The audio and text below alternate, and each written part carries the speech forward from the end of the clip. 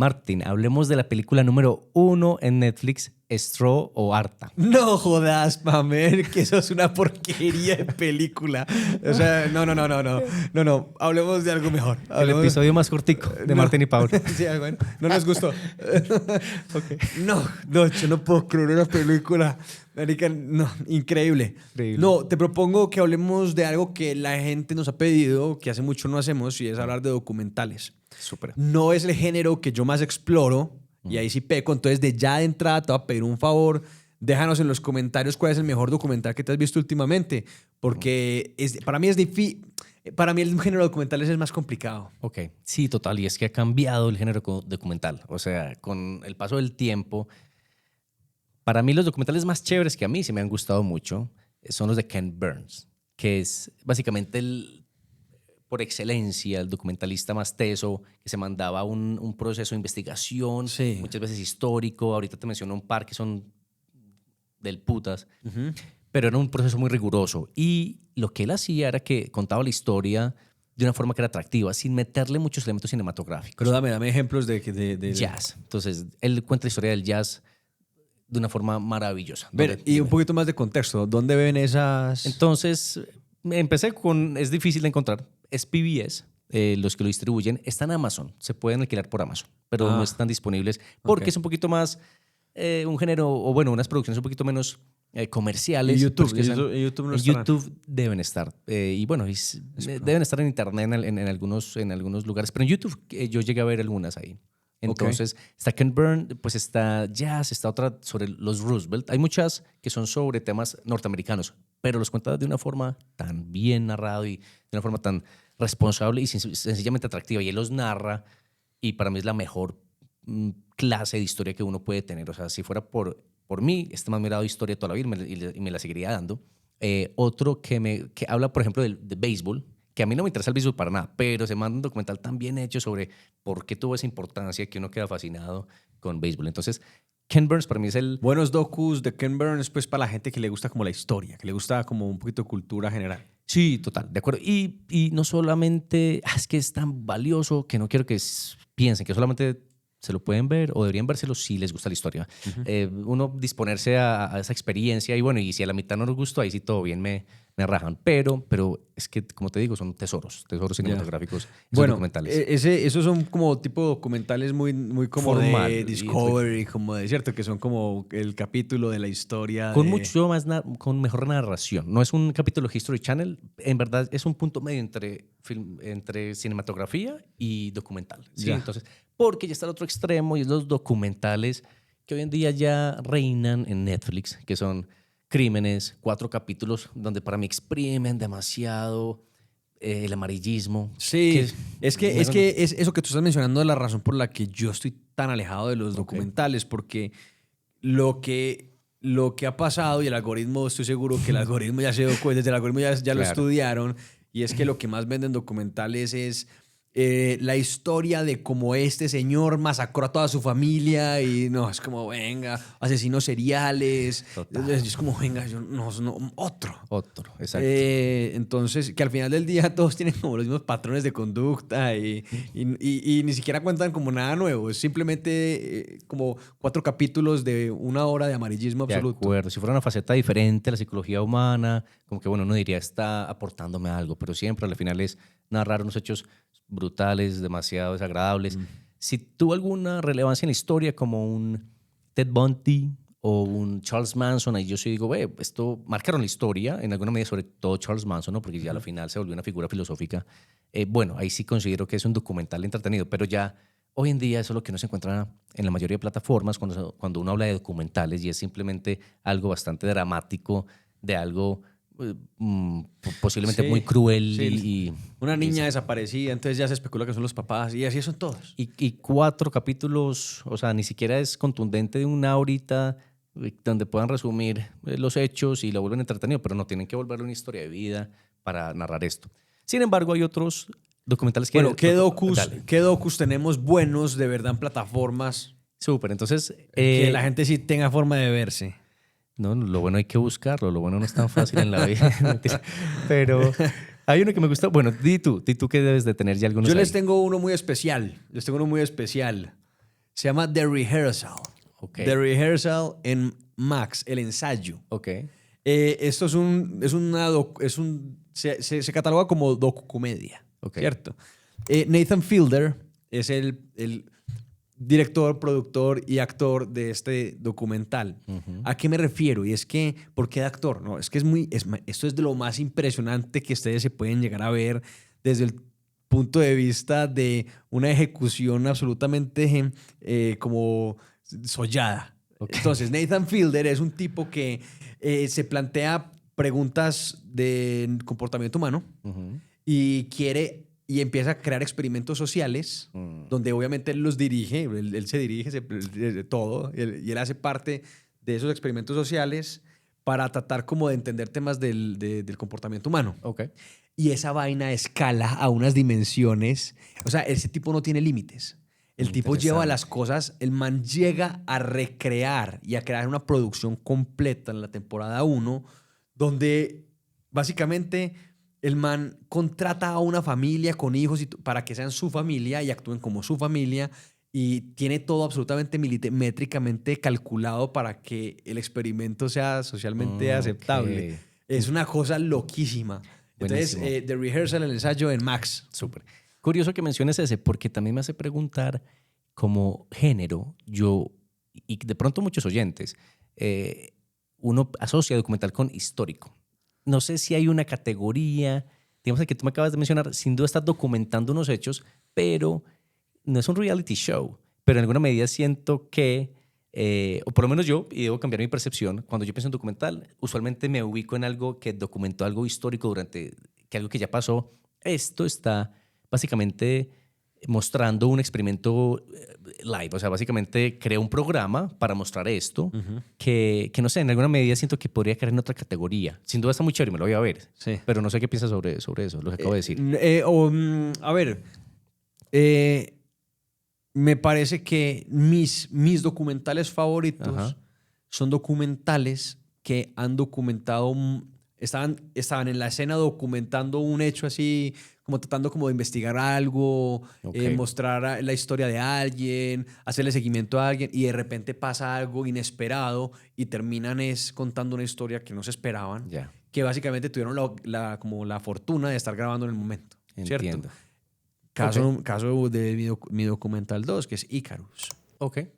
¿Te lo viste? Icarus. Sí. Claro. Listo. Icarus, si no sabes, Icarus es un documental que estaba trabajando en torno a... Y además esto es relevante porque ya acaban de nacer los nuevos olímpicos de dopaje, ¿cierto? Uh-huh. Entonces, básicamente están documentando a un ciclista y los efectos del dopaje en su deporte. Uh-huh. Y en ese momento exacto estalla el escándalo del dopaje de los atletas rusos en los Olímpicos. Uh-huh. Y eso está absolutamente ligado a Putin y cómo eso, pues como por un tema de generar supremacía rusa a nivel mundial, ¿cierto? Uh-huh. Los rusos tienen que ser los mejores, tienen que ganarse todas las medallas de oro.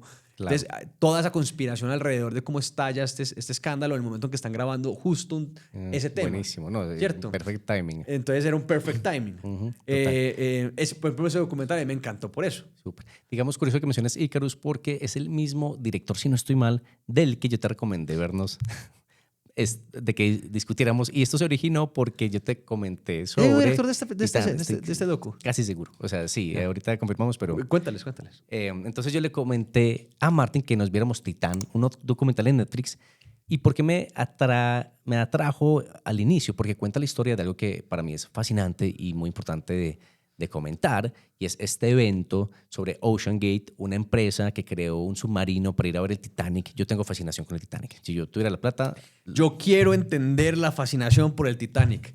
No la entiendo. James Cameron, facilito. Esa es la fascinación del Titanic. Erika, yo no entiendo de la fascinación por el Titanic. No entiendo a qué quiere ir a bajar ver un barco allá.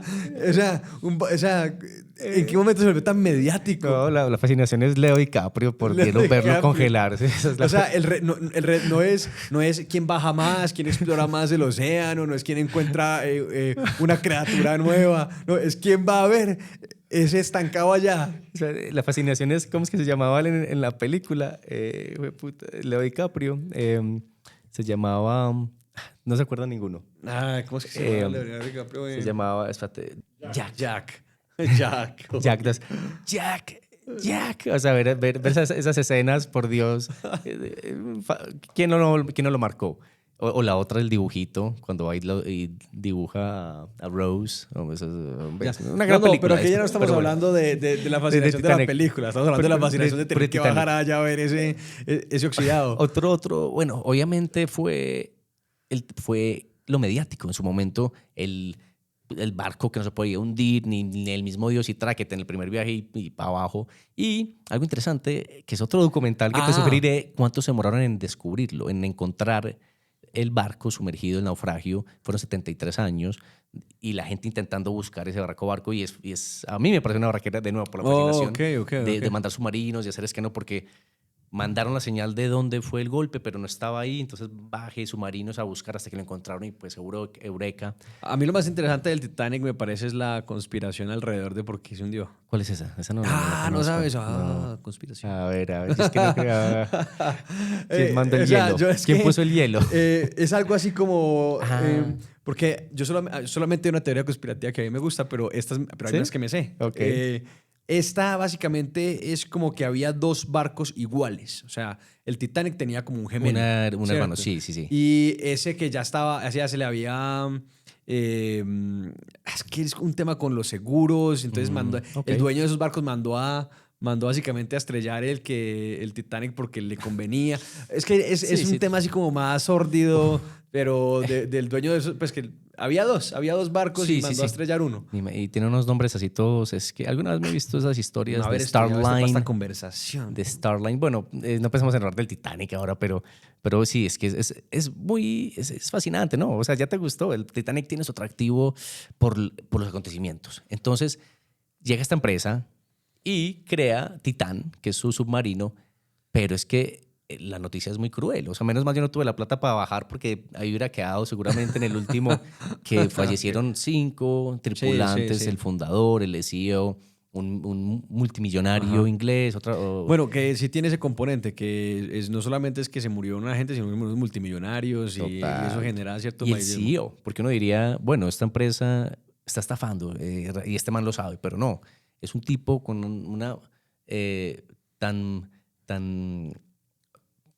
con un trastorno básicamente de narcisismo, megalomaníaco, que pensaba que podía superar las reglas de la física básica. O sea, con sus diseños pensaba que no le aplicaba las reglas las reglas básicas de presión, y a un nivel que él estaba tan convencido que él mismo se metía a un submarino que perdía todas las pruebas, que fallaba todas las pruebas de resistencia, que traqueaba. O sea, había unos sensores de sonido que monitoreaban la integridad del submarino y evidentemente no está cumpliendo con los requerimientos, está traqueando y eso baje. O sea, una situación tan absolutamente extraordinaria que se diera en tiempos modernos donde hay tanto monitoreo sobre el Titanic y que terminaran eso, pues es una historia que para mí era asombrosa. Sí, a mí lo que pasó con ese docu es que son un montón de ingenieros hablando sobre por qué por qué eso no iba a funcionar y entonces, pero a mí lo que me parecía interesante viéndome este documental que estás mencionando es que es transversal esa actitud como megalomaníaca de los CEOs para que eso es como garantía para el desastre. Y ese es demasiado un buen tema de conversación, o sea, porque tal cual, y tú eres emprendedor, y uno sabe que como emprendedor a la final tiene que ir en contra de la corriente, o sea, a la final uno no puede estar haciendo algo que todo el mundo está de acuerdo va a traer plata, porque si fuera así ya se hizo, ¿cierto? Correcto. Entonces a la final hay que estar contra la corriente. Correcto. Pero es donde uno define la línea, como que bueno, usted va a estar contra la corriente mandándome un almuerzo de cierta forma o preparado en tal parte donde si llega a fallar, máximo no me llega la comida o no me llega el transporte, o si llega a fallar, pues quedo implosionado al ladito de Rose y de Jack. Entonces, de Jack. Entonces ahí es cuando me parece interesante asociar esa mentalidad y esa condición del emprendedor de propensidad al riesgo, de estar completamente mentalizado a que tiene la razón básicamente, una obstinación extrema que sin duda en muchos casos ha traído los desarrollos más importantes tecnológicos de la historia y los logros más importantes científicos y de producto y económicos, pero uno nunca escucha los fracasos a menos que cuesten vidas. Ya. Entonces, en ese sentido, es más interesante, importante y válido traer a colación pues, esa historia en particular. No, y en este momento está entre lo más visto en Netflix, lo que estás mencionando. Ok. Sí. Otro docu. Uno que me gusta a mí mucho es Senna. Yo no soy de Fórmula 1 ese necesariamente. documental es espectacular. Una barraquera, ¿cierto? Sí, yo ya me lo he repetido. Claro. Me lo he repetido. Es De muy documentales que bueno. me he repetido, Senna, para que se lo vean. Y no hay Sí, que... es, no la le tiene que- historia, es la historia de Ayrton Senna, el piloto de Fórmula 1 brasilero, que fue una leyenda. Creo que eso fue en los 70, 80s. 80s. Al mismo paralelo con Pelé. Era un tipo que básicamente llenaba, o sea, el tipo llegaba a Brasil y salía todo el mundo a la calle a recibirlo. Un tipo muy querido, con un carisma espectacular, con un final muy trágico. Talento. Entonces... Eso es fórmula para buen documental, que tenga una vida brillante y que termine en tragedia. Que bueno, y todos lo sabemos, no es spoiler, pero ese es tal cual ahí top 3. The Deepest Breath. El de apnea. Sí, el del apneísta Alessia Cecchini. Muy bueno. Espectacular. Y además que genera tensión. Total. Genera... Esas tomas son bellísimas, ¿cierto? Sí. Una campeona mundial en apnea. Y verlo sumergirse es como, no más, no baje más. Sí. Suba.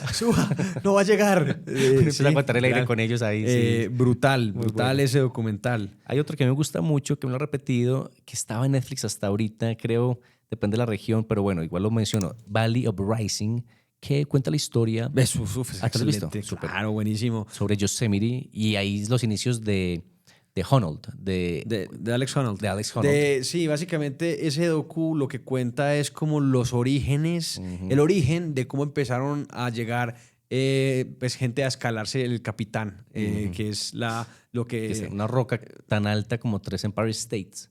Y lo lindo es ver esa historia desde los hippies, lo relajado y cómo evolucionó a unos atletas, de los más hijo de madres de cualquier deporte. Y cómo la siguiente generación va superando a la siguiente, haciendo cosas que se creían imposibles. Esa es muy bacano por ese punto, porque es que me parece muy...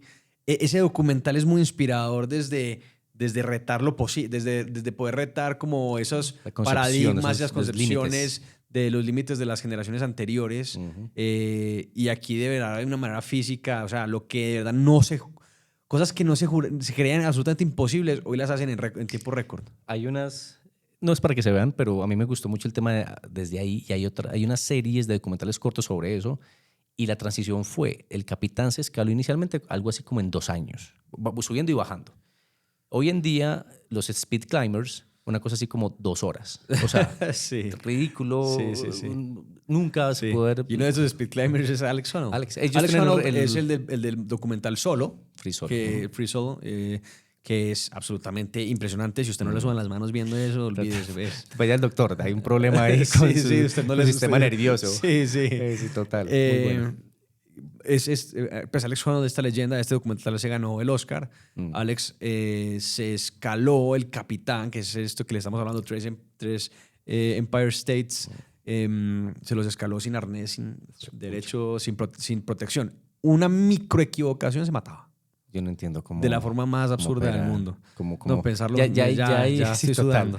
Ya hay estudios que intentan entender cómo la mente procesa el miedo. A la final, yo creo que todavía no se ha llegado a ninguna conclusión porque es que es increíble.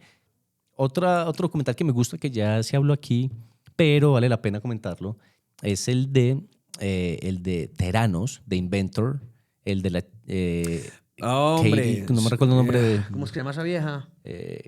Yo me vi fue la serie. Ajá, ¿y te gustó? Yo no me he visto la serie. Es buenísima. Sí. Es que la historia es muy interesante. No, es que también increíble y se asocia mucho a la historia de Titán, de este CEO obstinado, absolutamente Sí, la serie es con Amanda Seyfried. Creo que está en Star Plus. Es que vale la pena ver la serie. Me la quiero ver, pero el documental como tal, valiosísimo. No, ya que lo recuerdo, el documental también me lo vi. Okay, sí. No, es impresionante. Esa vieja toda wannabe Steve Jobs. No, y la capacidad para tolerar el engaño. O sea, para ellos vender un engaño. Contexto. Esta vieja, una vieja que apareció pues de la nada, pues como si fuera la siguiente Steve Jobs. Stanford se retiró porque era brillante. Sí, con la misma historia como como me retiré de la universidad porque tengo la nueva Tengo fórmula mágica. Y la vieja se inventó supuestamente como una maquinita que la gente iba a un CVS, a una farmacia, le sacaron una gotica de sangre y con esa gotica de sangre ya te decían a ti todo tu prontuario salud, pues. Total, exacto. ¿Cierto? Era como la super máquina de la salud. Que te evitaba sacar sangre, que hoy en día para muchos exámenes se requieren varios tubos. Ella lo que quería era a partir de una gota, descifrarlo todo. Y el paralelo es muy interesante porque también le dicen, es que es imposible, o sea, biológicamente, químicamente es imposible poder descifrar de una gotica todo lo que se necesita identificar en la sangre. Y le decían profesores de Stanford que uno dice, y ahí es donde está la línea. Me opongo a ellos, son vanguardia, vieja vanguardia, y no saben lo que se viene, o hay límites en la física que realmente no me permiten lograr lo que quiero, y voy a mentir y me voy a convencer de que es posible hasta en este caso de Titán, hasta la muerte. Muy interesante. Ya. Voy a tirarles una última recomendación de un tema que me parece relevante. A ver. Me parece relevante. A mí me gusta la política.